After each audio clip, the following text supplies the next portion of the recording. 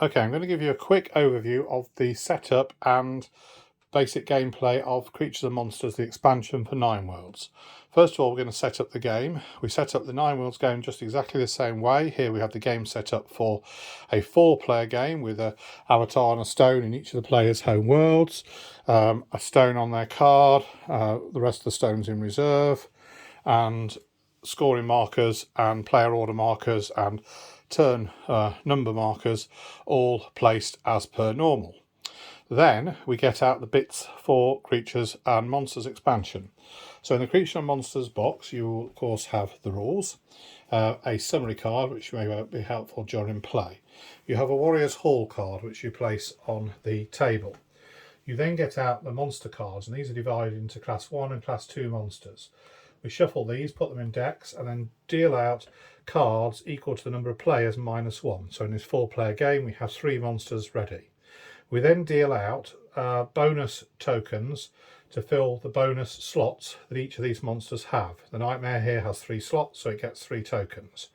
These are drawn from the Class 1 bonus tokens deck here. We'll be using the Class 2 ones in the second half of the game when we have monsters with blue bonus slots.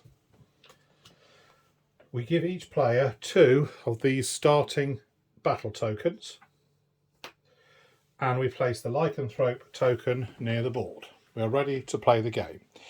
Creatures and Monsters is played the same way as Nineworlds, with a few exceptions. So when we get to the action phase, players have an option to do a new action, which is to spend an action point to transfer a stone from their reserve or their card or any of their worlds, or that normally this would be from reserve, to the Warrior's Hall. And players will take it in turns to do that in the normal action sequence. So at the end of the action sequence, let's assume for the moment that the players have placed a few stones on the board, like that, as you would do normally, and they've also spent some action points to place stones into the Warrior's Hall. We then take it in turns in player order to transfer stones from the Warrior's Hall onto any of these monsters. Imagine this Warrior's Hall as the warriors getting ready for battle, and then they go out to fight the monsters. Out they go, and they choose any of the monsters and they place a stone on any of these stone spots. You can choose whichever one you want to go to. So let's assume for the moment that we've reached a situation at the end of the turn when this is the situation as regards the stones.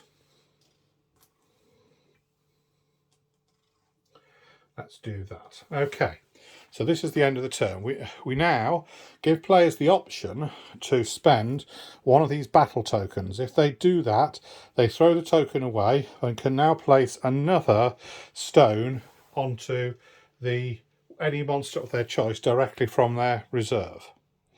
Once all the players have done that or have passed, we now resolve the monsters. So we have a look and look at the top monster, and we see that the Garm has all of its stone slots occupied. That means the Garm has been defeated by the players. We then see which of those players has the most stones on there. In this case it is blue. Because of that, the blue player will end up winning this card, and the cards are worth the victory points that are shown in the top left-hand corner. First of all, though, we have to distribute the bonus tokens. The bonus tokens are taken by, first of all, the player who did the most to defeat this monster. So blue will choose one of these tokens. All of these tokens are summarised on these cards and are explained in detail in the rulebook. This is a player order token and would allow blue to change his player order in a subsequent turn of the game, perhaps going last. Then we see that yellow and green each have 1 token on this monster, so they are tied, but yellow is in the top most left hand position and therefore wins on a tie break, and if yellow chooses to, will take this battle token, allowing them to later on spend that to place more stones into the monster battles. Now we see if there are any penalty tokens on the right hand side of that card. There aren't any on this one. There is one down here, so we'll talk about that in a moment. Because there's no penalties, nobody takes any penalties, and the stones go back to the spaces where the symbols are. So this symbol here is little home. That means that goes back to yellow's home world. Blue, that is a card symbol, so it goes to their player card. Green, that means reserve, so it goes back to the player's reserve. That blue one goes back to the player's reserve as well. Blue then takes the card and places it in their play area, and if that card had a monster power, they would be able to use the monster powers. Now, the next thing that happens is that we resolve the nightmare card. We come down to the Draugr and we see the Draugr isn't filled up, so we ignore that one this turn because this is not a scoring round, it is turn 1. If it had been a scoring round, we would have had to have done something about that monster, but we'll talk about that in a second. The nightmare does get resolved, however, because its stone spots are completely occupied.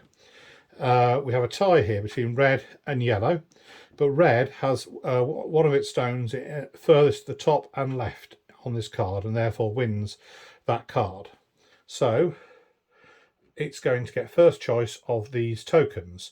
It's going to take this one, which is an extra action point, which I'll be able to spend in another turn to spend an extra action point. The yellow then chooses next and decides it wants to take this, which is a monster, a power token, exactly the same as the Vanaheim power, but used once only. So yellow takes that and keeps that, and then finally we get blue, who takes this one, which is the Midgard exchange power that can be used once only in the game. We then look and see that this card has got penalty symbols on it, and that means that it is going to suffer a penalty. That means the player who won the card, who did the most to defeat the monster, who takes one for the team, if you like, takes a penalty. That player was red, so red is going to have to choose one of these penalties. The choices are limited a bit by the number of players. We don't have to worry about this bottom 2 because that's for a 5 or 6 player game. And the choices available to red is allow somebody else to move their avatar, or to take a stone back from the board and place it onto their card. They'll allow another player to make a move for them, and that is the player to their left. So red moves the avatar to there. Then we distribute the stones. That one goes back to blue's home world, this one goes back to red's card, and that one goes back to red's card. These two go back to orange's reserve, and then red gets the card. Now, this card has a symbol on the top right hand corner, which is a monster power, and that monster power is the repel power. The monster powers are all defined in the rule book, but as a general guide, any of the monster powers with a little bit of a green background are used in the monster powers phase. The other ones are used in a different phase of the game. So the one we got here is the repel power, and that means that I can right away now decide to move a stone from a world where my avatar is in to an adjacent world. So let's say we decide to do that with that. Other powers are attract, to draw in a stone to where you are, destroy, which means that you get to destroy an opponent's stone and send it back to their reserve. The power means you can choose any of the 9 realm powers. The repel, we've just used that one, and the return means you get to bring a stone back from the you get to return a stone to a player's card. These powers here, as we say, are situational. The choose one is used in the Valhalla phase and allows you to choose whether a Valhalla stone goes back to another world. It doesn't have to go back to your home world. It can go back to the home world and score you 3 points, or it can go to another world and score you 2. The regenerate power is used. This is the Draugr power we get here, and that means that if you lose a stone, it comes back from the reserve once a turn. And finally, the change one is the werewolf power. And that one allows you in the battles and world powers phase to place a marker underneath one of the opponent's stone. And that means that you have temporarily turned that into a werewolf. It becomes a servant to you for that battle and world powers phase. It then reverts back to the controlling player at the end of the battle and world powers phase. Okay, so that is the monster phase. Once the monster phase has happened, we move into the battle and world powers phase. First of all, we resolve any battles. We then allocate the stones to show that any particular player has got a world power. Then, before we activate the world powers, we give all the players a choice about whether or not they want to use any of the tokens that they've already picked up and use it as if it was a world power. Those tokens are done in the world power order. So we first of all say, has anyone got the Asgard Protect power? And do you want to use it? If they do that, they aren't affected by any world powers in either this token phase or in the subsequent world powers phase, but nor can they use any powers. And then you work your way down the world. So it might be that when we get round to the Vanaheim power, yellow says, yep, I'll use that right now. I could do with a couple of stones on my card for next turn. And there we are, and he throws away the token. Okay, so that is the battles and world powers phase. It happens essentially the same as with any of the other normal games of Nineworlds. You then move on to the Valhalla phase, which the only difference is if somebody is using the Valkyrie power. You then do the scoring phase if it is a scoring round, and then you get to the turn end. At the turn end, you deal out more monster cards, so you filled up the slots, repopulate them again with the bonus tokens,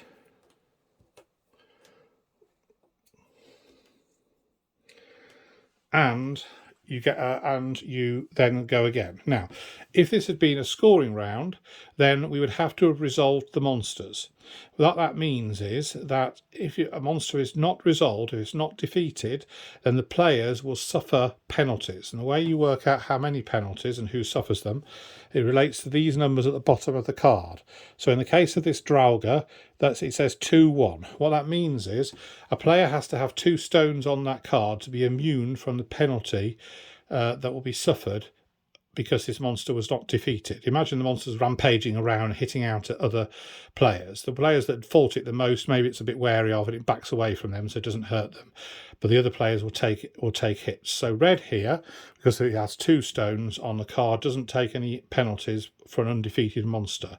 The other players do, but you see that blue is on the top left-hand slot, green is next, yellow doesn't have any stones on that card. So blue will get to choose first which of these penalties to take, and we'll mark the one it's chosen like that. So it chooses to allow someone to move its avatar. Then green gets its choice, and we'll mark that as well, which means that yellow has no choice but to have a stone destroyed. But then again, yellow did the least to fight this monster. The number of penalties suffered is the number in the bottom corner. So it would be 2 stones to avoid the penalty, 1 penalty suffered. In the second half of the game, you sometimes need as many as 5 stones on a card to not take the penalty, and you might suffer 2 penalties if you did not contribute to it. So that is the gist of Nineworlds Creatures and Monsters, and it does incorporate a mechanic of the stones, if you like, diverting through the Warriors Hall onto the monsters and back to the Nine Worlds. So you have to sort of plan that into your strategy, and that sometimes can take a turn or two for those stones to return back to the board here. Hope you enjoy the game.